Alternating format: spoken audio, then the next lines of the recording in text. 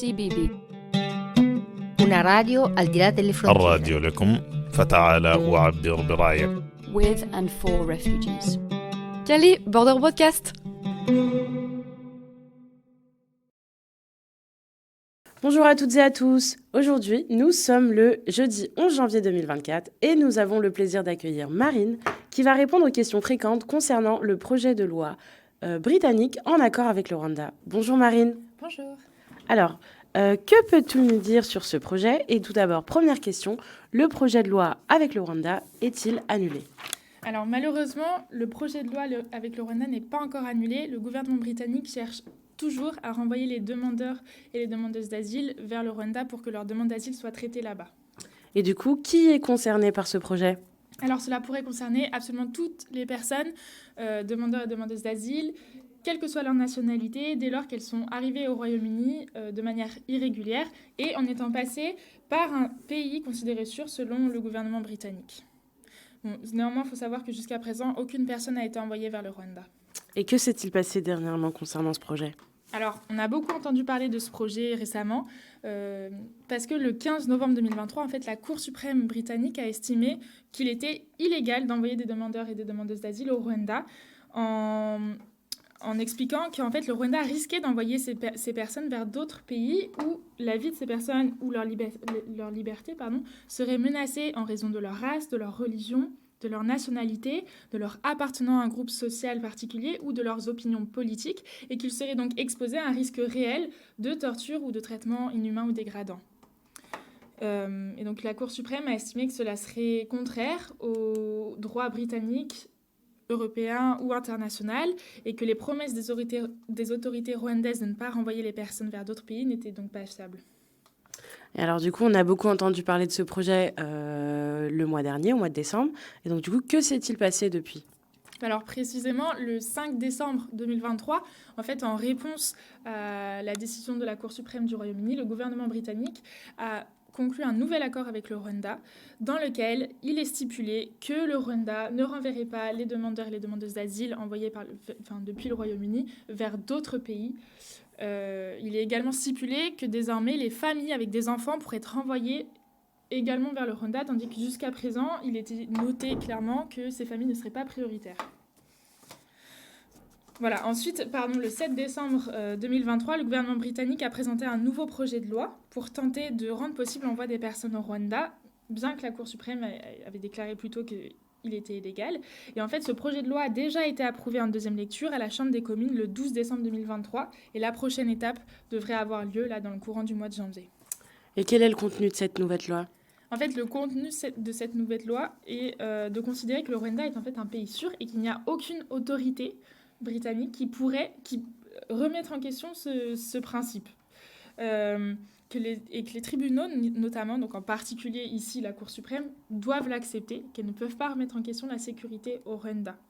Néanmoins, ce projet de loi prévoit également toujours la possibilité de démontrer qu'en raison de leur situation particulière, il serait possible pour toutes les personnes de contester un envoi vers le Rwanda.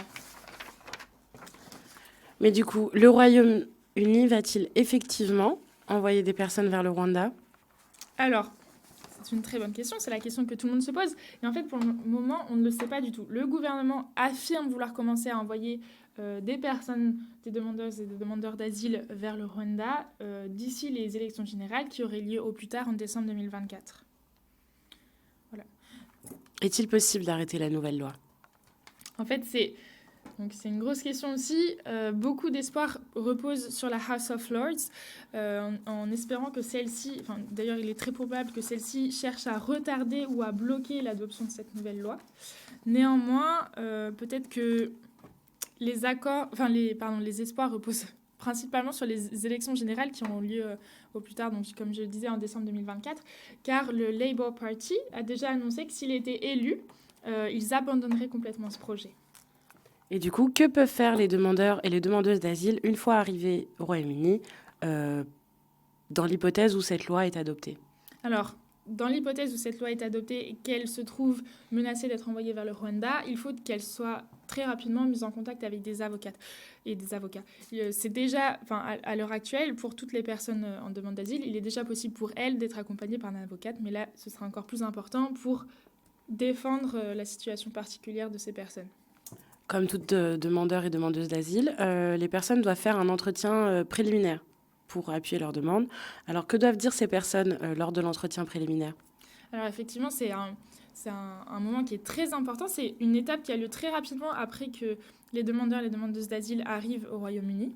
Et en fait, il y a 3 choses sur lesquelles il est très important d'insister pour commencer à donner des éléments qui pourraient expliquer que nous, personnellement, que la personne en particulier n'est pas susceptible, ne peut pas être envoyée vers le Rwanda parce qu'elle risquerait de ne pas être en sécurité là-bas et qu'elle ne serait donc pas éligible à ce projet. Donc il faut insister d'abord si on a une victime ou si on est un survivant ou une survivante de la torture ou de la traite des êtres humains.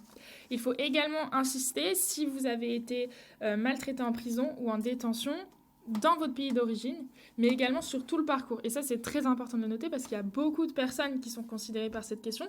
Donc, on peut penser notamment à toutes les personnes toutes les personnes qui sont passées par la Libye et qui, pour la plupart, ont passé un moment en prison. Il faut également insister si on a été forcé à travailler, à commettre un crime ou à avoir des relations sexuelles avec une personne. Merci pour toutes ces informations, Marine. Est-ce que tu as quelque chose d'autre à ajouter ? Oui. Alors, il faut penser qu'en fait, ce projet de loi, il s'inscrit globalement dans une volonté du gouvernement britannique de créer un environnement très hostile pour les personnes en situation d'exil et les dissuader de venir s'installer au Royaume-Uni. Malgré tout, comme toute annonce qui est faite, il y a des différences entre l'annonce en elle-même et la réalité du projet. Et on peut aussi penser qu'il y a beaucoup de personnes qui sont opposées à ce projet, et notamment des associations qui tentent de soutenir, de se poser en solidarité avec les personnes en situation d'exil. Et on peut penser à notamment Refugee Legal Support, qui plaide pour la promotion et la protection des droits des personnes tout au long du processus. Et d'ailleurs, si à l'heure actuelle vous êtes concerné par cette question et que vous êtes à Calais, il est possible de vous rendre au 39 rue de Moscou à l'accueil de jour du Secours catholique, au sein duquel il y a régulièrement des sessions d'information organisées par le Refugee Legal Support. Merci beaucoup, Marine. Vous regardiez le Calais Border Broadcast et nous vous remercions de nous avoir écoutés. Au revoir. Au revoir, merci beaucoup.